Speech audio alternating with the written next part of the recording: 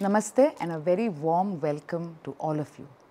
Kathak Rang Conversations is a platform where we explore, elaborate, delineate myriad topics about Kathak, its artistic sensibilities, its nuances, its literature and its profound impact on our everyday lives, both as a dancer and a rasik.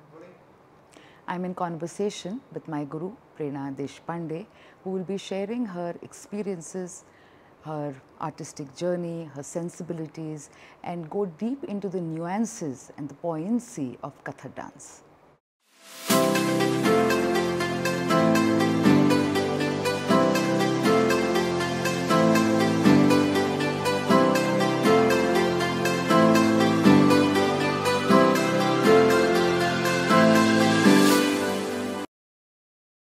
In this second episode, we will be delving deep into the rich and sophisticated aspect of Kathak, which is the Abhinay of Kathak.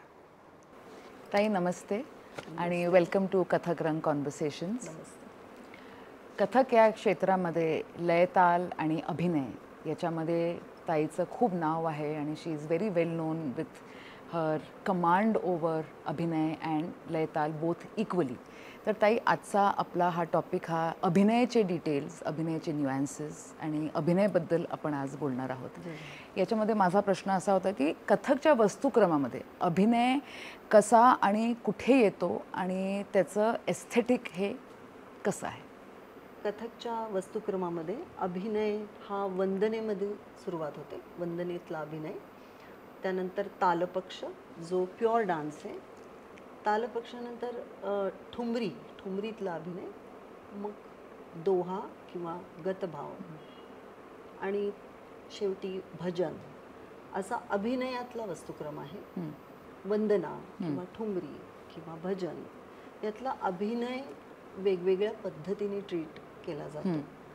जसं आपण वंदनेतला अभिनय हा एकतर श्रद्धाभाव हा असतो, म्हणजे एक अंगी आहे श्रद्धा किंवा भक्ती, आणि त्याच्यामध्ये शब्दांच्या प्रमाणे अंगिक अभिनय आणि सात्विक अभिनय केला जातो. म्हणजे शब्दप्रधान अभिनय असतो, जसे शब्द आहेत तशा तऱ्हेने अभिनय केला जातो.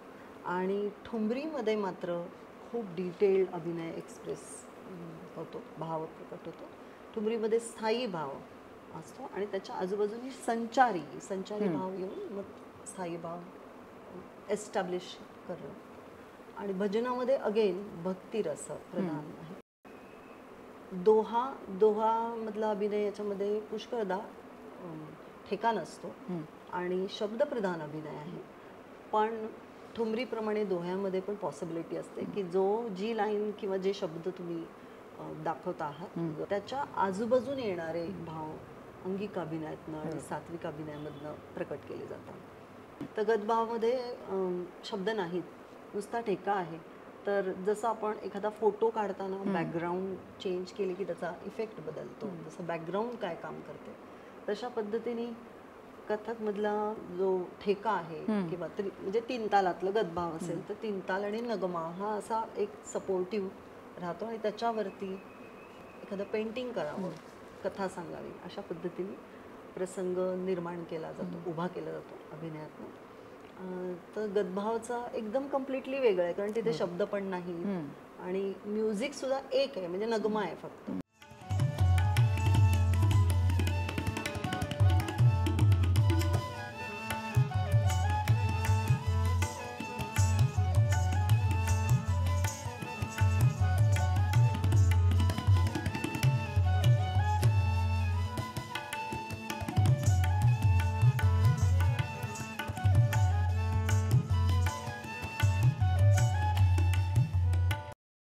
रिदम सपोर्टिव्ह आहे, तर त्याचं टेक्निक वेगळं आहे आणि त्याला प्रेझेंट करण्याची पद्धत वेगळी आहे. वंदनेमधली पद्धत वेगळी आहे आणि ठुमरीमध्ये खूपच त्याचा अभ्यास नीट झाला पाहिजे, कारण जी लाईन तुम्ही सांगत आहात त्याच्या आजूबाजूने अनेक भाव छटा एक्सप्रेस होतात दिसतात.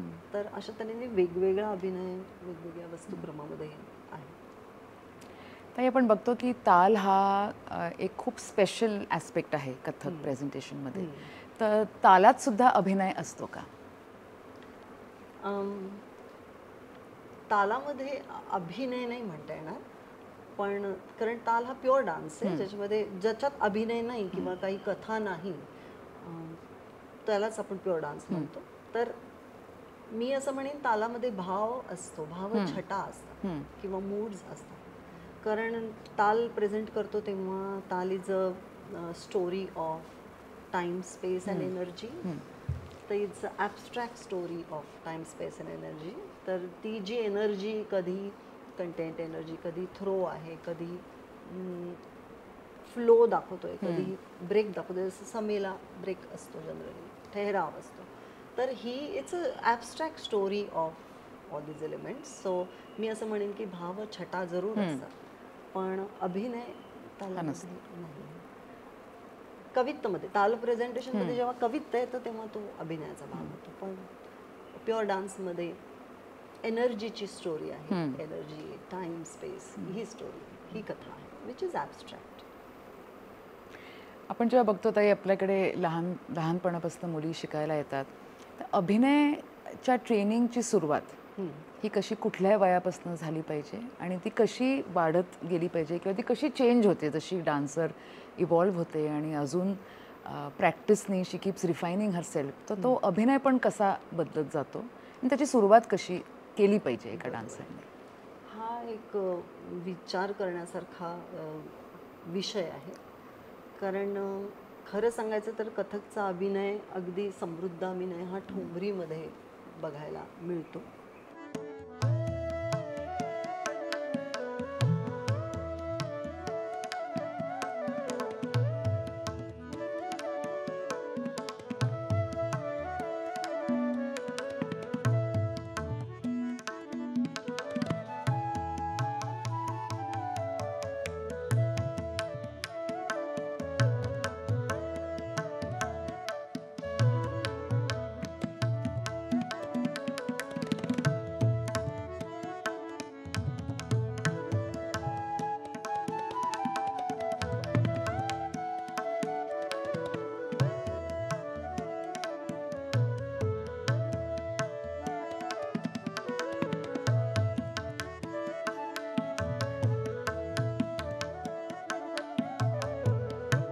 पण लहान वयात म्हणजे साधारण 7व्या-8व्या वर्षी मुली शिकायला येतात.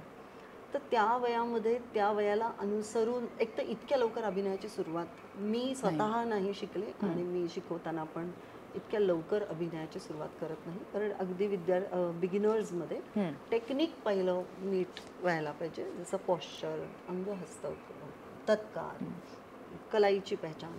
तर या सगळ्या गोष्टींचं मध्ये साधारण पहिली काही महिने म्हणा, काही वर्ष जातात, 1-2 वर्ष तरी निदान. पण त्याच्यानंतर हळूहळू बिगिनर्स बॅचमध्ये कृष्ण किंवा घुंगट, तो विच इज मुद्रांशी रिलेटेड इंट्रोडक्शन होते पहिली, व्हायला पाहिजे. कारण शास्त्राप्रमाणे ज्या मुद्रा सांगितल्या आहेत त्या सगळ्या त्यांना वापरता आल्या पाहिजेत, धरता आल्या पाहिजेत. त्याचा किंवा कृष्णाची गतीमध्ये अगदी हंसास्य मुद्रा अशी किंवा कपिथ्याचं वर्जन असं शिकवलं जातं, मयूर कपिथ. तर ही अभिनयाची सुरुवात होते विद्यार्थी दशेमध्ये, अगदी बिगिनर्स बॅचमध्ये. त्याच्यानंतर थोडंसं पुढे गेलं की बाबा अजून काय डिटेल, तर गगरी, घट, घागर. ती घागर कशी धरायची, तर घागरीला ते काठ असतो, तो हा पहिल्यांदा त्यांना समजतं की काठ आणि ती मुद्रा पण बरोबर लागली पाहिजे. तर त्या काठाला ही मुद्रा आणि मग त्याला खालनं धरायचं कसं, तर ही पताका मुद्रा. तर आम्ही विचारतो की ही मुद्रा कुठली, ही म्हणजे अशा तऱ्हेने त्यांची ओळख तिथे अभिनयामध्ये हस्तमुद्रांचा वापर कसा होतो. मग पाणी कसं दाखवायचं, हा एक नवीन पताका मुद्राचं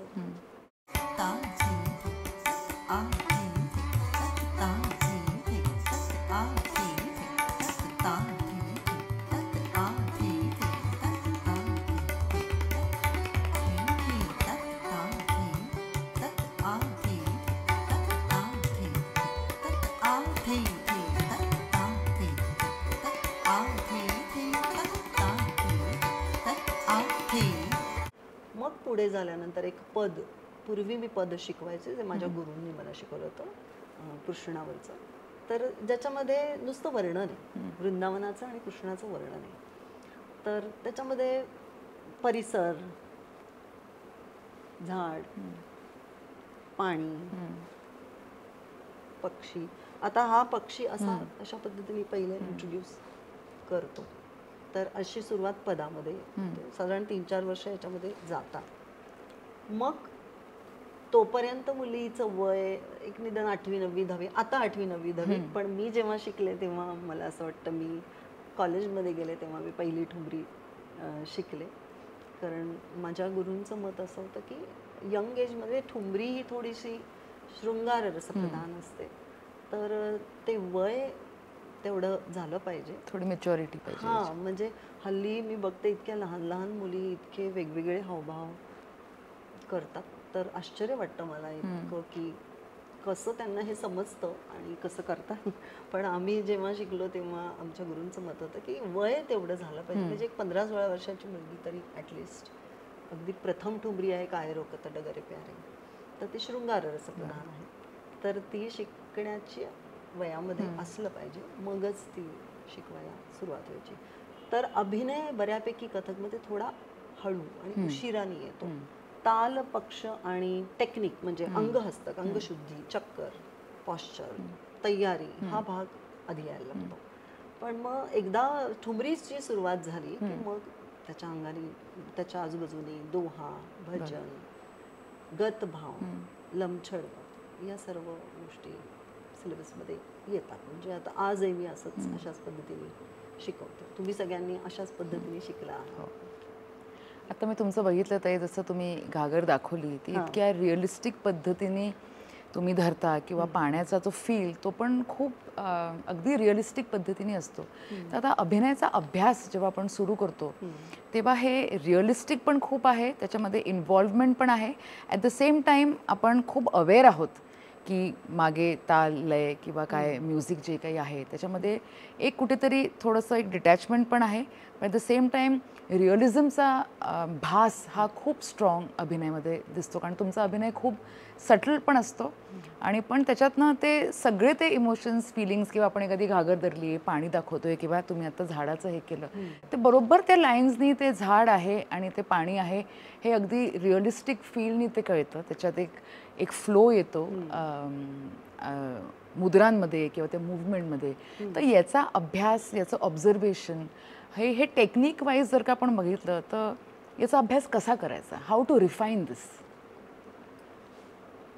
हा, मी माझं मत सांगते, कारण मी माझ्या गुरूंच्याकडे ज्या पद्धतीने शिकले आणि त्याच्यावर मी खूप विचार केला. कारण मी आता 7व्या वर्षी नृत्य सुरू केलं. आजच्या दिवसापर्यंत मी कथक नृत्याचा विचार करते आहे. त्याच्यात बऱ्याच गोष्टी विचारामुळे समजत गेल्या, नक्की होत गेल्या आणि मग माझे स्वतःचे विचार पण त्याच्यामध्ये ॲड झाले. तर तसं विद्यार्थी दशेत असताना माझ्या गुरूंना मी खूप, म्हणजे दोनही गुरूंना, गुरु शरदिनी गोळे आणि गुरु रोहिणी भाटे यांना मी खूप जास्त ऑब्झर्व खूप केलं. आणि त्यांच्याबरोबर प्रवास करत असताना, म्हणजे जरा 10वी झाल्यानंतर मी लगेचच नृत्य भारतीच्या प्रोफेशनल ग्रुपमध्ये लीडिंग डान्सर म्हणून काम केलं अनेक वर्ष. तर त्यांच्याबरोबर मी खूप दिल्ली, लखनौ, असं भारतात अनेक ठिकाणी फिरले. तर ते परफॉर्म करण्याचा अनुभव होताच, पण त्याचबरोबरीने इतर गुरु, जे इतर घराण्यातले गुरु, ह्यांना मी खूप परफॉर्म करताना बघितलं. आणि घराण्यातले गुरु, विविध डान्सर, वेगवेगळ्या सिटीजमधले डान्सर, परफॉर्मर, यांना ऑब्झर्व करून करून अनेक वर्ष एक चिंतन मंथन अभिनया रिलेटेड, इन जनरल डान्स, कथकबद्दल खूप विचार केला. त्यात या सगळ्या विचारानंतर आणि परफॉर्मन्सेस केल्यानंतर, लोकांचे रिॲक्शन झाल्यानंतर, म्हणजे मी काही वेगळं मत मांडते असं नाही, पण हे नक्की मला वाटतं की कथकचा अभिनय हा सटल आहे.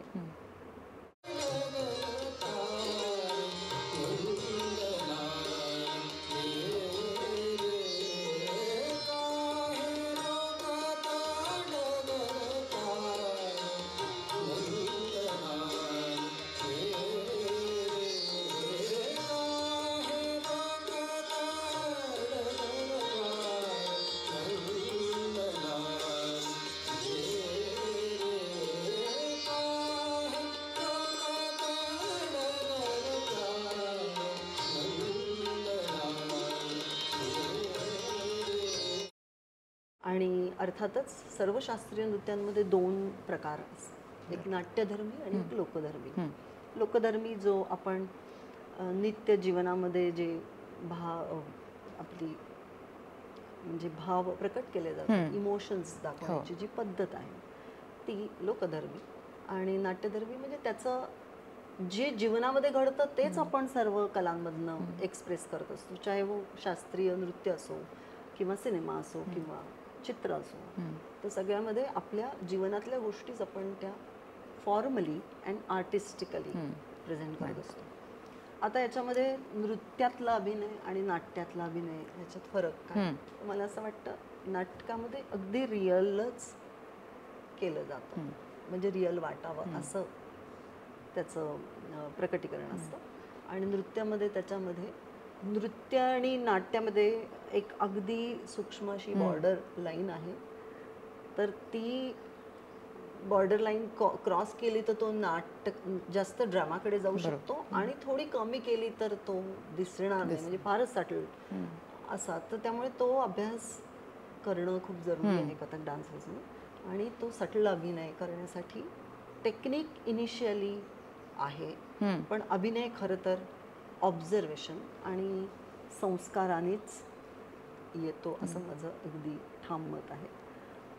फक्त ऑब्झर्वेशन म्हणजे नुसतं बघून तो अर्थातच अभिनय नाही येणार. तो गुरुच्या सानिध्यामध्ये त्याच्या समोर अनेक दिवस केल्यानंतरच ती स्टाईल, कथकचा स्पेसिफिक अभिनय म्हणजे काय, कथकमध्ये एक्सप्रेशन किती लाऊड दिसलं पाहिजे आणि कुठे थांबलं पाहिजे, त्याचं टेक्निक काय, हे सगळं गुरुच्या सानिध्यात अभ्यास केला पाहिजे. मला एकच टेक्निक माहिती आहे जे मी विद्यार्थ्यांना नेहमी शिकवते, माझ्या सर्व शिष्यांना. तुम्हाला अनुभव असेल की खरं खरं फील करा. तुम्हाला जर दाखवायचं आहे की वृंदावन आहे किंवा कृष्णाकडे बघताय तर समोर कृष्ण दिसला पाहिजे खरंच, तरच तुमचं जे एक्सप्रेशन येणार आहे. आणि सगळ्यात महत्त्वाचा सात्विक अभिनय ज्याला मी म्हणते, की डोळ्यांमधनं ती गोष्ट आपल्याला दाखवायची, ती दिसली पाहिजे. आता एक्झाम्पलच द्यायचं झालं तर समजा मी घुंगट घेते, की याच्यामध्ये अंगिक अभिनय आणि सात्विक अभिनय यांचं खूप चांगलं अभ्यास पाहिजे आणि टायमिंग पण त्याचं पाहिजे चांगलं. तर घुंगट घेतला तर हे घुंगट आता डिटेलिंग म्हणजे मी ही जी त्याची बॉर्डर आहे किंवा काठ आहे त्याचा, तो काठ धरला,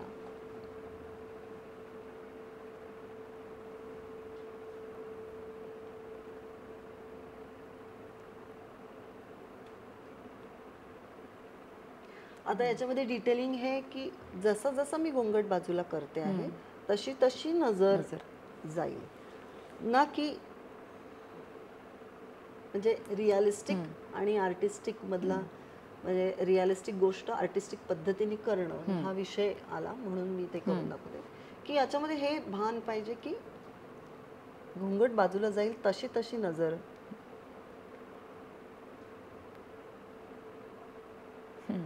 ओके, हे मी एक अगदी छोटंसं उदाहरण दिलं, असं मला प्रत्येक ठिकाणी वाटतं. मी आत्तापर्यंत जे शिकले आणि बघितलं त्याच्यामध्ये मला वाटतं की ते डोळ्यांनी हळू मनात आहे की हळूच ती कृष्णाकडे बघते आहे.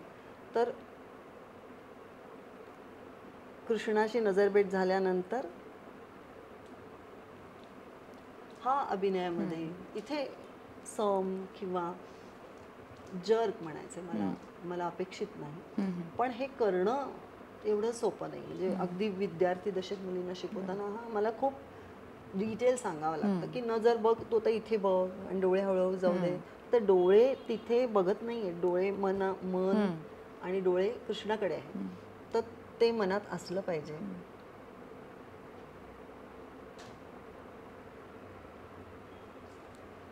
म्हणजे ताई आपण जसं म्हणतो आपण डोळे, हस्तक आणि अंग हे सगळ्याचा वापर तुम्ही आता या अभिनयामध्ये केला. हो, आता रिअलिस्टिक अभिनय म्हणजे काय, तर मगाशीच मी तुला उदाहरण दिलं की घागर धरली तर त्याचं धरणं ती आत्ता हलकी, मग असं करून दाखवू शकतो, सुंदर दिसतं. पण मी जे शिकले आणि मला वाटतं की त्याच्यामध्ये रिअलिस्टिक फील आला पाहिजे की खरी खरी घागर अशी भरता येईल का. तर मला वाटतं की ती घागर धरली, त्याचं रिम धरली, ती पाण्यात अशी एकदम भरली जाणार नाही, तर थोडंसं पुश करावं लागेल. ते मग त्याच्यासाठी वापरलेलं मनगट, मग पाणी जसं जसं भरेल तशी ती घागर पाण्याच्या खाली जाईल ना. आणि फक्त आता ती जड झाली आहे.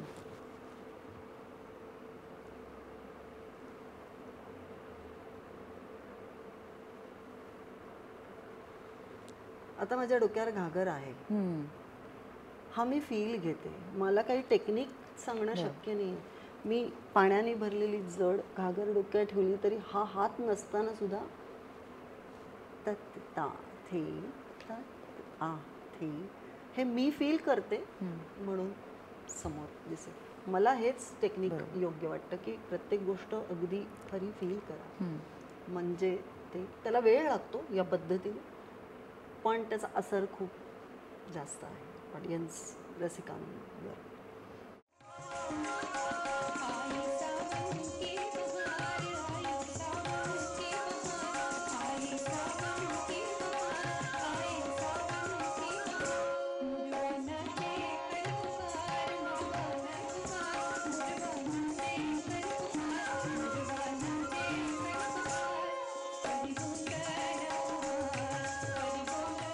कारण की याच्यातनं त्या प्रोसेसची पण डेप्थ दिसते.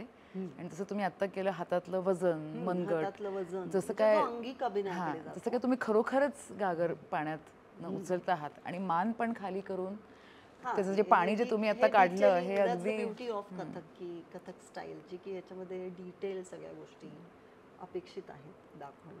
पण या डिटेलनेच हा अभिनय किती रिच वाटला. एकदम काही क्षणात सुद्धा हे फील झालं की आपण नदीच्या काठी बसलो आहोत आणि खूपच डिटेलिंगनी बॉडी पॉस्चर स्वतःला धरणं, याच्यामध्ये सिंक्रोनायझेशन जसं आपण म्हणतो. तुम्हाला मी श्वास पण श्वासावरती पण मी तुम्हाला काम करताना बघितलंय की तुमचा श्वास जसं तुम्ही गागर धरतो तसा पॉस्चर, ब्रेथ आणि मूव्हमेंट या सगळ्याचं हे प्रत्यक्षात तुम्ही जेव्हा खरंच पाण्याने गागर उचलाल तेव्हा असंच होत असेल. म्हणजे तीच आपल्याला फील करायची गोष्ट आणि त्याच्यामुळे रिअलिस्टिक अभिनय जास्त एस्टॅब्लिश होतो. हे मला वाटतं हे महत्त्वाचं आहे.